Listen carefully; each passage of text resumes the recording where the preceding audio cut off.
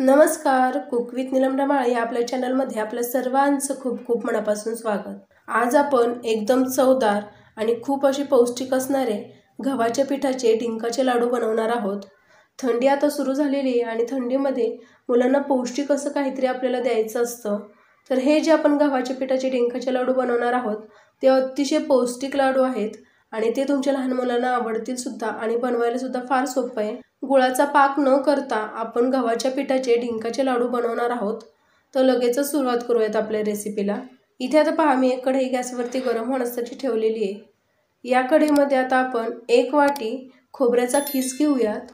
तर इथे मी सुक्या खोबऱ्याचा खीस घेतलेला आहे आणि तो इथे 1 वाटी घेतलेला आहे।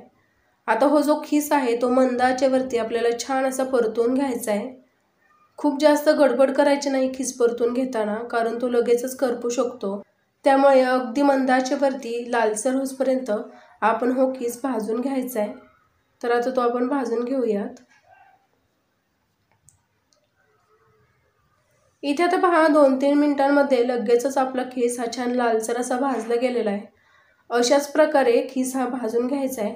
खूप जास्त सुद्धा लालसर किंवा करपवायचा नाही। आता आपला इथे खोबऱ्याचा खीस भाजून झालेला आहे। आता आपण तो बाजूला काढून घेऊयात। तर पहा तीच कढई मी गॅसवरती पुन्हा एकदा ठेवलेली आहे आणि आता या कढईमध्ये आपण 2 ते 3 चमचे साजूक तूप घालून घेऊयात। तूप गरम झाल्यानंतर आता आपण याच्यामध्ये डिंक तळून घेऊयात। तर इथे पहा मी 50 ग्रॅम डिंक घेतलेला आहे। आता हो डिंक थोडं करून आपण तुपामध्ये छान असा तळून घ्यायचा आहे। तर पहा मी थोडासा डिंक आता या तुपामध्ये घालून घेते आणि हो डिंक छान असा तळून घ्यायचा आहे। पहा नायलॉनचा जो साबुदाणा असतो तो तळल्यावरती कसा छान फुगला जातो, तर तसाच पहा हो डिंक सुद्धा छान असा फुलला जातो आणि हो डिंक छान असा फुलेसपर्यंत आपण तो तळून घ्यायचा आहे। डिंक जर छान फुलला नाही तर तो आतमधून कच्चाच राहतो। त्यामुळे 2-3 मिनिट मंद आचेवरती आपण हो छान असं तळून घेऊयात। इथे पहा छान असा फुलला गेलेला आहे डिंक। अशाच प्रकारे छान तळून घ्यायचा आहे। इथे आता डिंक तळून झालेला आहे। आता आपण तो काढून घेऊयात। तर पहा छान असं फुललं गेलेलं आहे मस्त। आता हो तळून घेतलेला डिंक आपण बाजूला ठेवूयात आणि याच्यामध्ये आता बाकीचा राहिलेला डिंक सुद्धा तळून घ्यायचा आहे। तर तो आता तळून घेऊयात। इथे पहा आता सगळा डिंक तळून झालेला आहे। आता हो जो तळलेला डिंक आहे तो मी बाजूला काढून घेते आणि याच कढईमध्ये आणखीन आपल्याला साजूक तूप घालून घ्यायचं आहे। तर मी याच्यामध्ये आणखीन 2 चमचे साजूक तूप घालून घेते। कढईमध्ये तूप घातल्यानंतर आता आपण याच्यामध्ये इथे पहा मी काजू आणि बदाम हे बारीक बारीक तुकडे करून घेतलेले आहेत, ते या तुपामध्ये घालून घ्यायचेत। याच्यानंतर थोडेसे बेदाणे म्हणजेच याला मनुके सुद्धा बोलतात ते घालून घेऊयात। तर तुमच्या आवडीनुसार तुम्ही याच्यामध्ये ड्रायफ्रुट्स घालू शकता। मी इथे काजू बदाम आणि मनुके वापरलेले आहेत आणि आता हे ड्रायफ्रुट्स छान असे तळून घ्यायचे तुपामध्ये। तुम्हाला हवं असल्यास तळून न घेता हे ड्रायफ्रुट्स तुम्ही असे सुद्धा लाडूमध्ये घालू शकता, पण थोडेसे तुपामध्ये तळले गेल्यामुळे त्याला आणखीनच खूप छान खमंग अशी टेस्ट लागते। त्यामुळे आपण इथे तळून घेतोय तुपामध्ये। पहा लगेचच हे जे ड्रायफ्रुट्स आहेत ते तुपामध्ये छान असे तळले गेलेले आहेत। आता आपण ते लगेचच बाहेर काढून घेऊयात। इथे आता पहा ड्रायफ्रूट तळून झाल्यानंतर ते मी आता तुपामधून बाहेर काढून घेतलेले आहेत। आता याच तुपामध्ये आपण 2 वाटी गव्हाचं पीठ घालणार आहोत। तर इथे आता 2 वाटी गव्हाचं पीठ घालूयात। हे जे पीठ आहे ते मी छान असं चाळून घेतलेलं आहे। आता हे जे गव्हाचं पीठ आहे ते छान लालसर रंग येईपर्यंत आपण परतून घेणार आहोत, भाजून घेणार आहोत। तर हे जे पीठ आपण भाजून घेत आहोत ते अतिशय मंद आचेवरती भाजून घ्यायचं आहे। जास्त हाय फ्लेम केली तर ते करपू शकतं आणि मग ते आपले लाडू छान लागत नाहीत खाताना। त्यामुळे अगदी मंद आचेवरती भाजून घ्यायचं आहे। मंद आचेवरती भाजून घेतलं ना मग आपले जे लाडू आहेत ना ते सुद्धा छान असे खमंग लागतात। त्यामुळे गडबड न करता अगदी मंद आचेवरती आपण हे भाजून घेऊयात। पहा इथे आता पीठ थोडंसं कोरडं वाटतंय, त्यामुळे आपण याच्यामध्ये आणखीन साजूक तूप घालून घेऊयात। तर जसं जसं लागेल तसं तसं याच्यामध्ये साजूक तूप घालायचं आहे, एकदम घालायचं नाही। तर याच्यामध्ये आणखी मी 2 ते 3 चमचे साजूक तूप घालून घेते। इथे आता पहा साजूक तूप घालून झालेलं आहे। आता आपण पुन्हा एकदा हे जे पीठ आहे ते भाजून घ्यायला सुरुवात करायची आहे।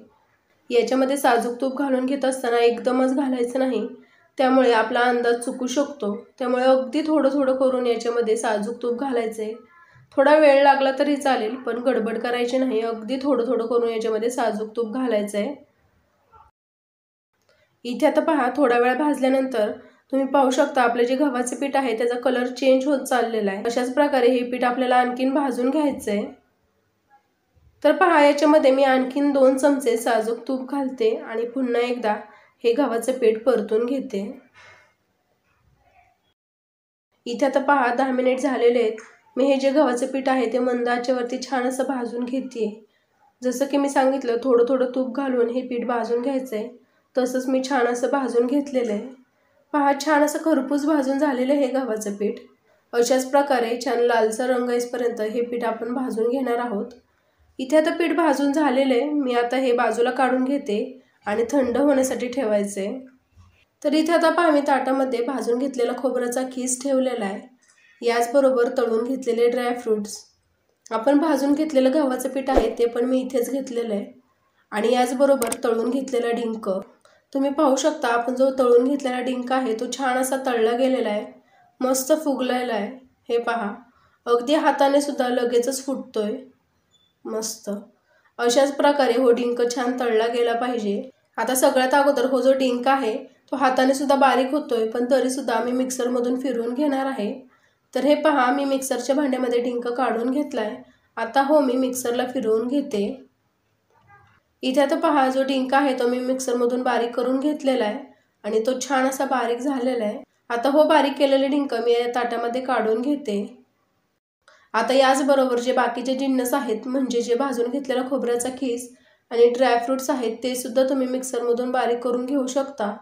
पण मी इथे हे जे खोबरं आहे ते फक्त हाताने असं क्रश करून घेणार आहे, म्हणजे ते खाताना सुद्धा लाडूमध्ये छान लागतं.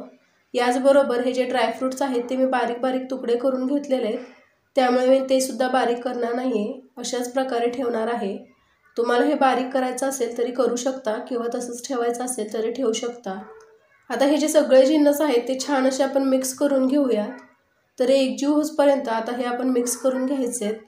इथे हे जे गव्हाचं पीठ आहे ते थंड झालेलं आहे आणि गव्हाचं पीठ थंड झाल्यानंतरच मी हे मिक्स करून घेते.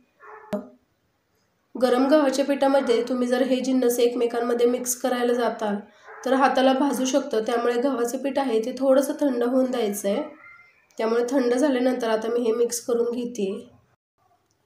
तर इथे आता पहा, मी हे सगळे जिन्नस छान असे मिक्स करून घेतलेले आहेत. अशाच प्रकारे एकजीव होईपर्यंत आपण हे मिक्स करून घ्यायचे. इथे आता पहा, मी एक कढई गॅसवरती गरम होण्यासाठी ठेवली आहे. याच्यामध्ये मी 2 चमचे साजूक तूप घालून घेते.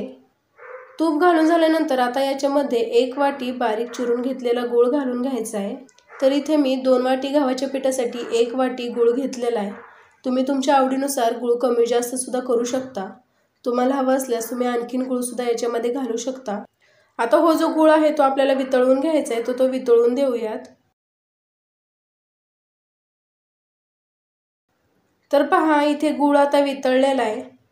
आता हे लाडू बनवण्यासाठी आपल्याला गुळाचा पाक येऊन नाही द्यायचा आहे, फक्त जो गूळ आहे तो वितळवून घ्यायचा आहे. तर इथे पहा, गूळ आता छान असा वितळलेला आहे. आता मी गॅस बंद करते आणि आता हो जो पाक आहे तो आपण जे बाकीचे जिन्नस गव्हाचं पीठ हे भाजून ठेवलेलं आहे या ताटामध्ये आपण घालून घेऊयात आणि लगेचच आपल्याला हे मिक्स करून घ्यायचं आहे, म्हणजे जे ओलसर होईल सगळंच पीठ. तर आता ते छान असं एकजीव होईपर्यंत आपण मिक्स करून घेऊयात. तर इथे मी उलटण्यानेच करून घेते, नाहीतर आपल्याला हाताला भाजू शकतं. आणि थोडंसं कोमट झाल्यानंतर हातानेच आपण हे मिक्स करून घ्यायचं आहे. तर आता हाताने आपण छान असं मिक्स करून घेऊयात.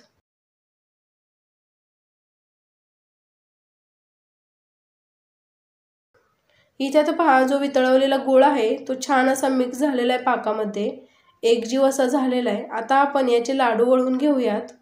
तर हे जे लाडू आहेत ते अगदी छोटे छोटे असतात, तर आता आपण छोटे छोटे लाडू असे वळवून घ्यायचे आहेत. तर इथे पहा, लगेचच असा लाडू छान असा वळला जातोय. याला खूप जास्त कष्टसुद्धा पडत नाहीत, लगेचच हा लाडू वळला जातोय. हे पहा, मस्त असा लाडू झालेला आहे आणि याच्यातील ड्रायफ्रूटसुद्धा याच्यामध्ये किती छान दिसत आहेत. आणि अशाच प्रकारे आता हे जे बाकीचे उरलेले पीठ आहेत त्याचेसुद्धा लाडू बनवून घ्यायचे आहेत. तर छोटे छोटे लाडू आपण वळवून घेऊयात.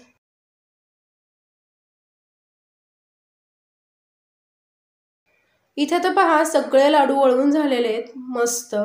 आणि तुम्ही पाहू शकता याला कलरसुद्धा फार छान आलेला आहे आणि याचबरोबर दिसताना सुद्धा फार अप्रतिम दिसत आहेत. मस्त. हे पहा, एक लाडू फोडून दाखवते. मस्त. तुम्ही पाहू शकता अगदी अलगद असा हा लाडू तुटला जातोय. मस्त. चला तर इथे आता आपले बिना पाकातील गव्हाच्या पिठाचे डिंकाचे लाडू तयार आहेत. एकदम टेस्टी असे हे लाडू लागतात आणि खूप पौष्टिक आहेत. तर या हिवाळ्यामध्ये तुमच्या मुलांसाठी ही रेसिपी ट्राय करा. रेसिपी आवडल्यास व्हिडिओला लाईक करा, शेअर करा आणि अशा छान छान रेसिपीसाठी आपलं कुक विथ नीलम धमाळ हो चॅनल सबस्क्राईब करा. धन्यवाद.